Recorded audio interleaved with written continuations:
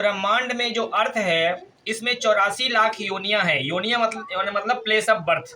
1% जो योनियां हैं वो जमीन में रहती है, 99% योनियां जो है तो पानी में रहती है। 1% का मतलब हो गया 84 लाख में से 1 लाख से कम योनियां ही जो है तो जमीन में रहती है।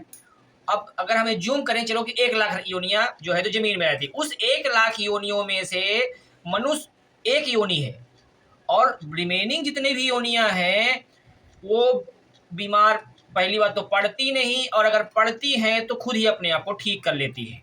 मनुष्य ही एक ऐसी योनि है कि जो कि बीमार भी पड़ता है, बीमार करने के बाद डॉक्टर के पास भी जाता है, और बहुत सी सारी बीमारियां ऐसी भी हैं कि जिससे कभी ठीक ही नहीं होता, जिंदगी भर गोली दवाई खाता रहता है।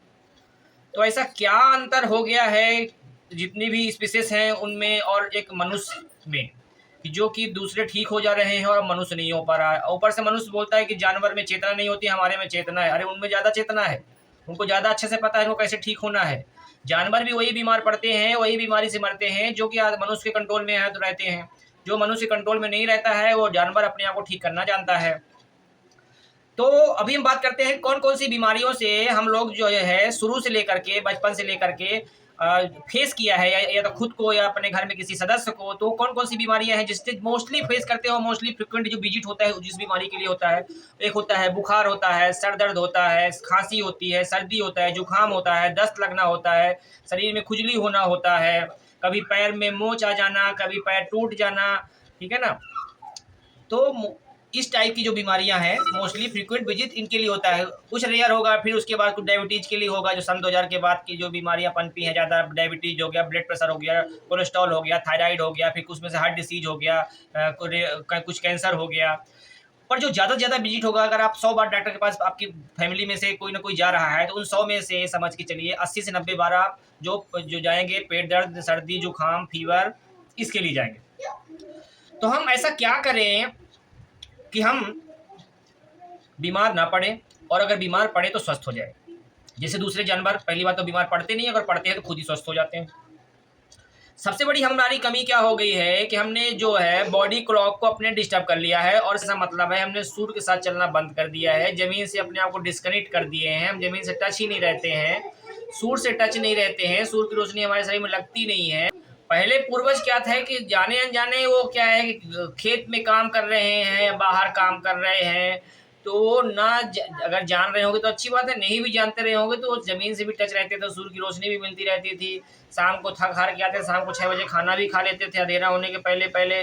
तो ऑलरेडी वो बॉडी क्लॉक के हिसाब से, सर्केडियन क्लॉक के हिसाब से ही अपने डेली रूटीन को रन कर रहे थे, सूर्य के साथ ही रन कर रहे थे, इसलिए वो रेयर से रेयर बीमार पड़ रहे थे।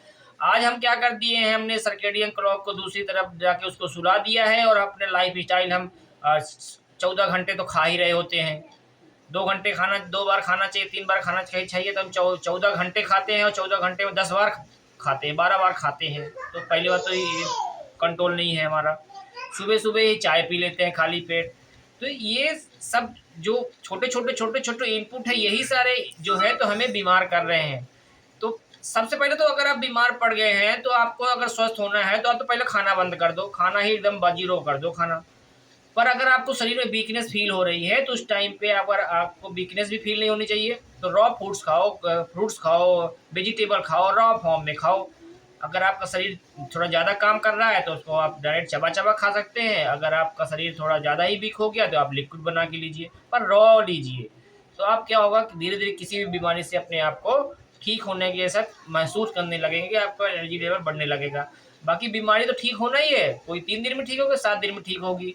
आप दवाई खाते रहेंगे तो भी उतने दिन लगेगा, नहीं खाते रहेंगे तो भी उतने दिन लगेगा। हाँ, दवाई खाते रहेंगे तो आपको ये कहने को हो जाएगा कि भाई दवाई खाए इसलिए हमने ठीक हो गया। तो हम चलिए कि बीमारी का हम डिटेल में बात करते हैं कि ये बीमारी है। जैसे कि सर दर्द हो गया, इसके लिए क्या करना चाहिए, फीवर हो गया, इसके लिए क्या करना चाहिए, पेट दर्द हो गया, दस्त जा रहा है तो क्या करना चाहिए, लूज मोशन वोमिटिंग हो गया तो क्या करना चाहिए।